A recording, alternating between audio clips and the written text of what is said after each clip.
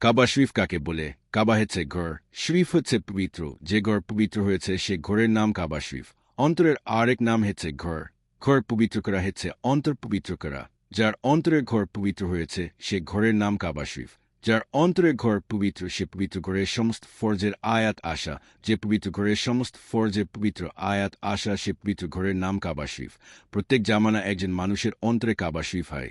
শেষ জামানা একজন মানুষের অন্তরে কাবা শরীফ হয়েছে, তার নাম শরীফ। প্রত্যেক জামানা পৃথিবীর সমস্ত মানুষের একটা দিকতেয়ার হয়। মুসলমান হলে মানুষ সৃষ্টির সেরা মানুষ হয়। মানুষ যখন সৃষ্টি সেরা মানুষ হয় তখন মানুষের চাওয়ার দ্বারা কাজ হয়। মুসলমান একটা কাজের নাম। মুসলমান হতে হলে মুসলমানের কাজ করে মুসলমান হতে হবে। পৃথিবীতে বছর ধরে মুসলমানের কাজ নাই। শেষ জামানা আবার মুসলমানের কাজ চালু হয়েছে। এই জামানা হচ্ছে শেষ জামানা। এখন থেকে পৃথিবীর সমস্ত মানুষ মুসলমান হতে পারবে। প্রথম ফরজের কাজের আয়াত আবার পৃথিবীতে চালু হয়েছে।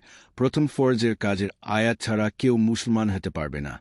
মুসলমান হতে হলে প্রথম ফরজের কাজের আয়াতের উপর মেহনত করে মুসলমান হতে হবে।